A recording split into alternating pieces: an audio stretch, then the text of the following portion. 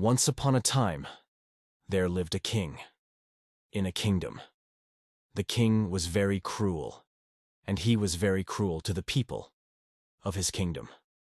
His heart never trembled a little when he executed someone as punishment. All the people of his kingdom hated him from the deep of their heart for this cruel behavior. Realizing this, the king wanted to give up his cruel behavior and decided to be behaved friendly with everyone. The king then went to the Buddha to seek some advice from him. On the Buddha's advice, the king began to be very friendly with everyone and showed kindness to everyone. After some days, the king realized that everyone in his kingdom was deceiving him, and they were taking advantage of the king's kindness and good behavior. So, the king decided to go to the Buddha again for some advice. Once, Buddha was sitting with his followers when the king came up to him and said, "O Lord, ever since I started following your teachings, everyone seems to be taking advantage of my kindness. I used to be really very cruel before I followed you. I would not hesitate to punish someone to the death sentence. But now, I don't feel like punishing anyone. I don't even get angry anymore. I have become kind, and I look everyone with compassion. But people are exploiting my kindness. They are no longer afraid of me. The crime rate in my kingdom is rising, and people feel insecure. Additionally, I am encountering numerous issues in my governance. Please tell me, what should I do now?" Upon hearing this, Buddha smiled and responded, "King, the answer to your question lies within the story. Pay close attention." Then Buddha began to narrate a story. Once there was a venomous snake that lived in a hole under a big tree on the edge of a village. This snake was infamous for attacking people for no reason, and sadly, many people lost their lives because of its deadly bites. People were terrified to even go near the tree because of the snake. One day, a monk happened to pass by the village and saw the beautiful tree. He decided to take rest and meditate under the shade of tree. Before continuing his journey, some villagers who noticed the monk cautioned him about the dangerous snake and advised him to stay away from the tree. However, the monk simply smiled and settled down under the tree to meditate. As he sat there, the snake emerged from its hole, hissing angrily and poised to strike. Undeterred, the monk met the snake's gaze and began chanting a mantra, and miraculously, the snake began to communicate with him. Addressing the monk, the snake said, "Hey man, are not you afraid of me? Don't you realize this is my territory? How dare you enter here?" The monk responded with compassion and said, "My friend, why should I fear? I fear nothing. I do not even fear death. So why should I fear you? It appears that you fear death. That's why you bite others."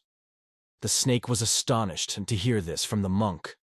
Until then, it had only encountered people who either tried to kill him or fled in fear of him. It had never encountered someone who was not afraid of him. Upon hearing the monk's words, the snake approached him and wrapped itself around his feet and said, "You are right, sir. Every time someone's come near to me, I feel like they want to kill me. That's why I bite them, to save myself. If I don't bite them, they will kill me." The monk nodded and said, "You are right, but my friend, remember one thing. Life will end one day. Therefore, it is not appropriate to harm others just to save yourself. Let go of this fear of death and replace it with love for everyone." Saying this, the monk left from there.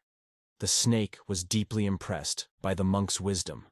He took his words to his heart. He made a decision to stop biting people and let go of his anger. But things did not go as planned. When people noticed that the snake has stopped fighting anyone, they started to mess with him. Those who used to be scared of him now came up to him without fear, teasing, scratching, and hurting him. Consequently, the snake found himself wounded and hurt all the time. He was really upset and going through the toughest time of his life. After some time, the monk returned to the village and sat under the same tree. But to his surprise, he found the snake in a pitiful state. The monk asked him surprisingly, "What happened, my friend? Who has harmed you? The snake replied, O Blessed One, you advised me to be kind and stop biting. Since I followed your advice, people have stopped fearing me, and instead they torment me now. Now nobody's afraid of me. People will come hurt me and leave me in a miserable condition. Life has become very difficult for me. Hearing this, the monk responded, My friend, it seems you misunderstood my teachings. I told you not to bite others, but I never forbid you from hissing in self-defense. After sharing the story with the king, Buddha asked the king, Have you found the answer to your question? It seems you misunderstood my teachings, much like the snake. I told you to let go of your cruelty, but I did not mean for you to abandon your responsibilities. As a king, if you want to maintain order in your kingdom, then you must be tough enough to punish those who break the law.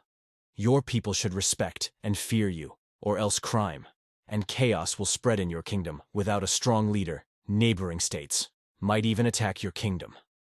You need to be firm on the outside to keep everyone in discipline by enforcing justice. You ensure peace and security within your kingdom. So you should rule with the compassion of a monk inside, but with the authority of a king outside. Dear viewers, if we see in our lives, we will find that kindness is a wonderful trait. But being overly kind can make us susceptible to being taken advantage of when we are too kind or nice to people. They might use our kindness for their own benefits, leaving us feeling used or taken advantage of. Wild kindness is important, but it is equally important to exert ourselves and set pound is to prevent others from taking advantage of our kindness. For instance, if you are excessively kind in your office, then your colleagues may exploit your kindness by frequently asking you to help them in their task. However, when it is their turn to help, they might start making excuses because they believe that even if they don't reciprocate, you will still assist them when they are in need in a relationship. If one partner is always forgiving and accommodating, the other partner might begin to exploit this kindness. They might begin to neglect their responsibilities and take their partner's generosity for granted. They start to expect them to always be understanding and forgiving without reciprocating in the same manner. Similarly, when you are overly kind, then others may perceive your kindness as a weakness. This can lead them to disrespect you and even abuse you, knowing that you are unlikely to react or stand up for yourself. The advice Buddha gave to the king is relevant for all of us today. In our modern era, it is crucial to learn from Buddha's teachings. Kindness does not mean foolishness, therefore. It is essential to exert boundaries and say "oh" when needed to prevent exploitation by blending kindness with strength.